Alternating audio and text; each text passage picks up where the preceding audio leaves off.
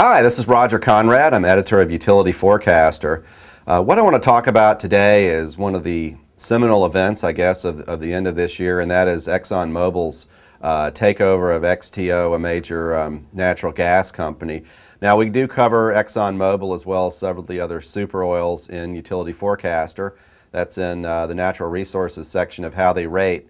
And I do think it's bullish for Exxon Mobil, probably presages some takeovers in that business. But what I want to talk about is the angle of how that affects the utility holdings that we have, be they natural gas utilities or electric utilities.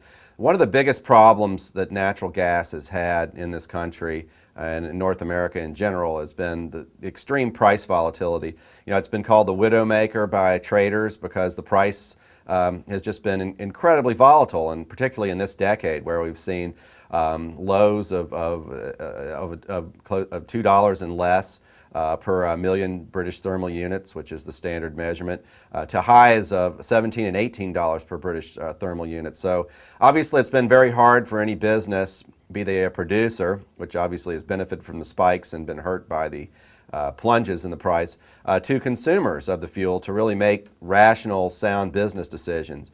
And of course, utilities, electric utilities are big consumers of natural gas because it's used to fuel about 20% of America's power plants right now.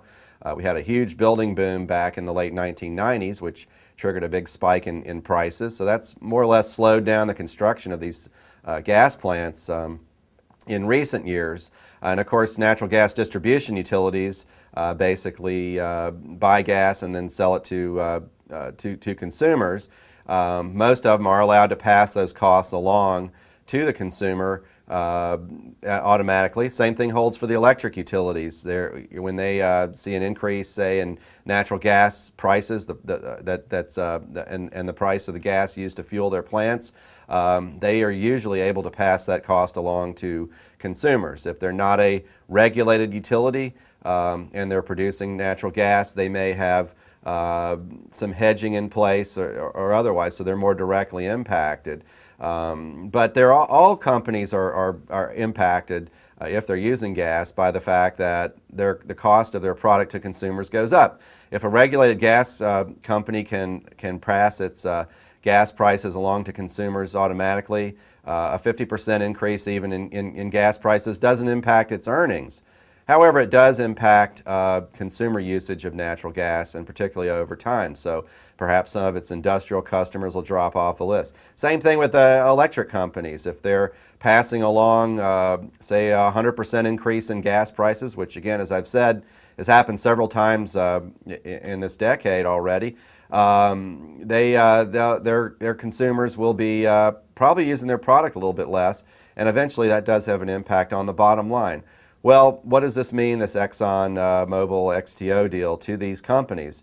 What it means is a large player for the first time, a AAA credit, a global player, perhaps the strongest energy company in the world, now coming and taking ownership over natural gas, the production of gas. So for the first time, really these companies that depend so heavily on gas will be able to ink very long-term contracts and be very, very confident that those contracts will be fulfilled. So you can see more major construction of gas. You can see gas becoming more and more in a larger and larger part of the power mix in the country.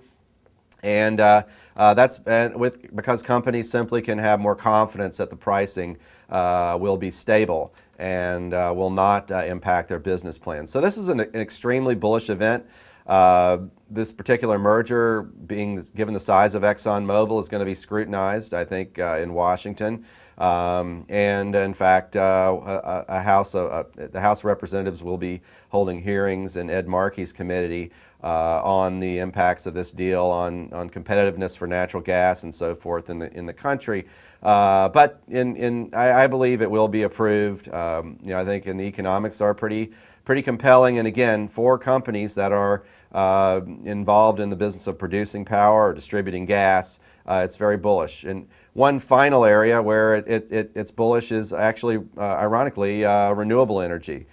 Wind and solar, are fairly not so predictable right now in terms of being able to generate, and particularly wind, which is the primary new renewable going up around the country. But having a secure source of natural gas as a backup source of power, again, is very, very positive for the renewables. It means that companies can construct more plants, can rely more heavily on renewable energy, and also have a stable source of backup power, meaning natural gas, in case the wind's blowing a little less or the sun's not shining quite so much. So.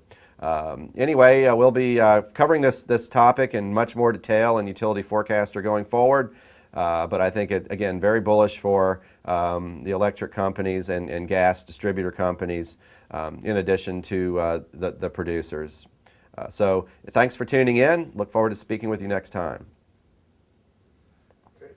Okay.